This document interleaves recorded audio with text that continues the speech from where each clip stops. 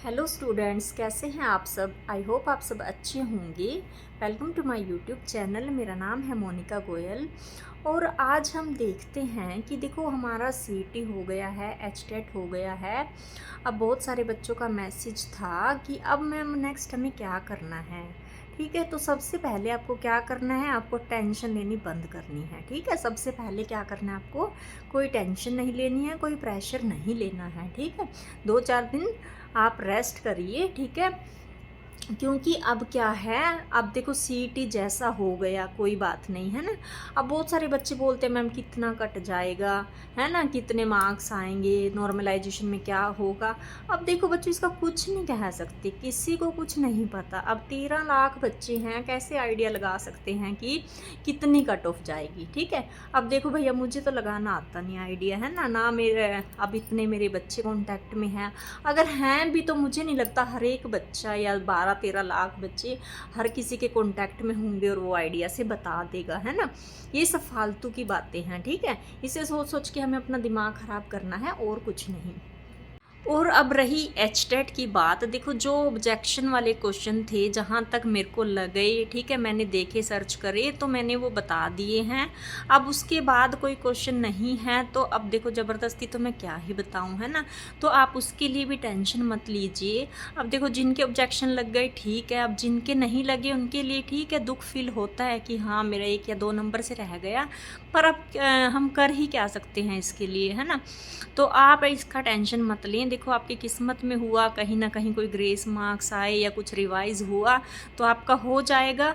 और अगर नहीं हुआ तो आप एचटेट 2025 की तैयारी करिए, ज़्यादा टाइम नहीं है, 3-4 महीने में आपका दोबारा से एचटेट हो जाएगा। ठीक है, एक चांस और सही, है ना।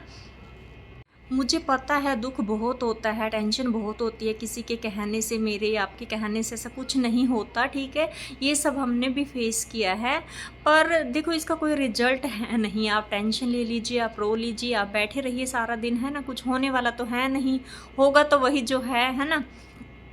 तो अब आप क्या कीजिए, बिल्कुल रिलैक्स हो जाइए, 1-2 दिन अपने आप को दे दीजिए। ठीक है, मैं हमेशा से कहती हूँ कि हर एग्ज़ाम से पहले हमें अपने आप को भी देखना ज़रूरी है, हमें फिजिकली मेंटली फिट रहना भी ज़रूरी है ना।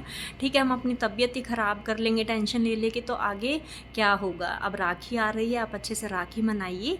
उसके बाद आपको क्या करना है, देखो जिसके मार्क्स सीईटी में अच्छे बने हुए हैं, है ना, 70 प्लस हैं या 65 अबव हैं, वो अपनी मेंस की तैयारी कर लें। ठीक है, जो भी आपका सब्जेक्ट है उसके अकॉर्डिंग।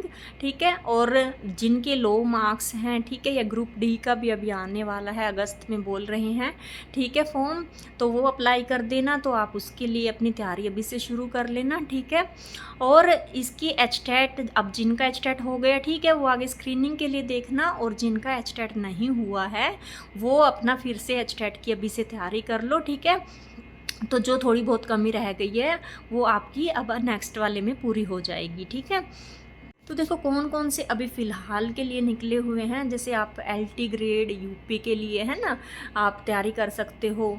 जेबीटी टीचर जो चंडीगढ़ में है वो भी निकले हुए हैं, आप उसके लिए तैयार कर सकते हो, है ना। ग्रुप डी भी निकला हुआ है, आप उसके लिए तैयार कर सकते हो, अभी फॉर्म भरने शुरू हो जाएंगे, है ना। तो और जिनका सीईटी स्कोर अच्छा है वो मेंस के लिए भी पढ़ सकते हैं। ठीक है, अब आगे जैसे स्क्रीनिंग में क्या करना है बच्चों को, ठीक है, या सीईटी की तैयारी कैसे करनी है वो मैं आपको बताती रहूँगी साथ साथ। ठीक है, देखो ग्रुप डी का एग्ज़ाम है, जैसे 100 मार्क्स का आता है ना, अभी से प्रिपेयर करना शुरू कर दो इसको। ठीक है, और इसके बाद क्या कहते हैं कि जो स्क्रीनिंग है हमारा एचटेट के बाद, जिनका एचटेट हो गया है वो क्या करना है। अब देखो स्क्रीनिंग तो देना ही होगा, चाहे पीआरटी हो, टीजीटी हो या पीजीटी हो। पीआरटी में तो क्या होता है, डायरेक्ट 100 मार्क्स का क्वेश्चन आते हैं हमारे पास, और फिर डॉक्यूमेंट वेरिफिकेशन होती है। ठीक है, ज़्यादा लेवल हमारा नहीं रहता है। ठीक है, वो जैसे जैसे अब वैकेंसीज़ का पता नहीं कब आएंगी, है ना। ठीक है, अब आने को तो क्या पता कल ही आ जाएं, और ना आए तो क्या पता अभी 2 साल भी ना आए। अभी जैसे आप लोगों को पता ही है, हरियाणा सरकार है तो या तो जाते हुए लगाती है या फिर आते आते सरकार लगाती है ना। वैकेंसीज ऐसे ही निकालते हैं ये लोग। टीजीटी है, टीजीटी के लिए भी अच्छा खासा लेवल रहता है स्क्रीनिंग का। ठीक है, 150 मार्क्स के अकॉर्डिंग रहता है, उसमें 50 नंबर का कॉमन सेक्शन रहता है। ठीक ठीक है, और अपना सब्जेक्ट भी रहता है, ठीक है। उसमें टीचिंग एप्टीट्यूड वगैरह उन पर मैं एक सेपरेट वीडियो बना दूंगी क्या क्या रहता है ना। और पीजीटी का तो भाई बहुत ही ज़्यादा लेवल है। उसमें क्या है, सबसे पहले हमारा अगर इनको 4 गुना से कम बच्चे हैं, ठीक है, तो ये डायरेक्ट सब्जेक्टिव ले लेते हैं। अगर बच्चे 4 गुना से ज़्यादा यानी कि 10 गुना या 15 गुना किसी सब्जेक्ट के बहुत सारे बच्चे हैं और नंबर ऑफ़ वैकेंसीज़ कम हैं, तो ये क्या करते हैं, पहले ऑब्जेक्टिव पेपर लेते हैं, ठीक है। उनमें से 4 गुना का सिलेक्शन करते हैं ये, फिर वो सब्जेक्टिव के लिए आगे जाते हैं। फिर हमारा रिटन एग्ज़ाम होता है, ठीक है, उसके बाद इंटरव्यू भी है, ठीक है। तो ये सारा लंबा प्रोसीजर होता है। प्रोसीजर भले ही लंबा है, लेकिन अगर ये फील होने लगे तो बहुत जल्दी कवर अप भी हो जाता है, ठीक है। इसका डिटेल में मैं एक वीडियो बना दूंगी कि कैसे ऑब्जेक्टिव 100 मार्क्स का आता है। वो सिर्फ सब्जेक्ट का है आपका, जैसे जो भी आपका पीजीटी सब्जेक्ट रहा है, जैसे मेरा सब्जेक्ट मैथ्स है तो सिर्फ 100 क्वेश्चन मैथ्स के होंगे। उसमें नेगेटिव मार्किंग भी होती है, ठीक है। 0.25 का कट रहता है उसमें। अगर आपके 4 क्वेश्चन गलत होते हैं तो एक सही भी कट जाता है, इस तरीके की नेगेटिव मार्किंग रहती है। और एलिजिबिलिटी क्राइटेरिया भी होता है कि आपको 25% लेने ही लेने होते हैं उसमें, ठीक है। अगर उससे आपके कम हैं तो आपको एलिजिबल नहीं माना जाता, पर उठाए जाते हैं जो अपर मेरिट वाले होते हैं वो वाले बच्चे, ठीक है। फिर सब्जेक्टिव होता है हमारा। सब्जेक्टिव सारा लिखने वाला एग्ज़ाम होता है, जैसे हमने एमएससी या बीएससी में दिया है, ठीक है। उसमें क्या 15 क्वेश्चन रहते हैं आपके, 18 क्वेश्चन आते हैं, आपको कोई भी 15 करने होते हैं, ठीक है। तो 10-10 नंबर के हिसाब से उसमें भी उनका आपको 35% की कंडीशन होती है, 35% आपको लेने ही लेने हैं। बाकी अपर जितने भी होंगे 2 गुना में सिलेक्ट, उनको इंटरव्यू के लिए शॉर्ट लिस्ट किया जाता है, ठीक है। फिर इंटरव्यू होता है, ठीक है। और ये कैडर वाइज भी निकलते हैं, जैसे मेवात कैडर है एक हरियाणा में, एक ROH है हरियाणा कैडर, ठीक है। रेस्ट ऑफ हरियाणा मतलब कि कहीं भी जॉब हरियाणा में, ठीक है, सिर्फ मेवात को छोड़ के। मेवात कैडर वालों की ट्रांसफ़र नहीं होती है, वो मेवात में ही रहते हैं, ठीक है। उनकी पोस्टें अलग से निकाली जाती हैं, ठीक है। ये सब मैं आपको डिटेल वीडियो एक बनाकर बता दूंगी कि कैसे क्राइटेरिया रहता है। पर अभी कोई वैकेंसीज आई नहीं है, पर आने को वैकेंसीज कभी भी आ सकती हैं, तो आप अपनी तैयारी साथ ही साथ रखिए। अब आपका टच बना हुआ है, आप फ्लो में हो, ठीक है, तो वार्म अप हो ही रखा है, तो आप धीरे धीरे इनको आगे कंटिन्यू रख सकते हैं, है ना, ताकि आपको हेल्प मिले। और फिर जैसे वैकेंसी आए तो बिना प्रेशर के आप फटाफट से अपनी तैयारी कर सके और लग सके, है ना। तो अब आपको बिल्कुल भी टेंशन नहीं लेनी है। पीछे जो हो गए, जैसे पेपर हो गए, अब उनको भूल जाओ, ठीक है।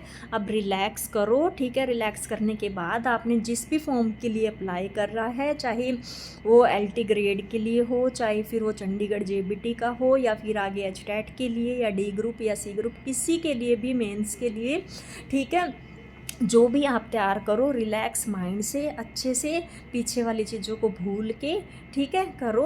और होप आपके साथ सब अच्छा होगा। आपका मेरी शुभकामनाएं हमेशा आपके साथ हैं, ठीक है। किसी भी चीज़ की हेल्प हो तो आप कमेंट कर देना।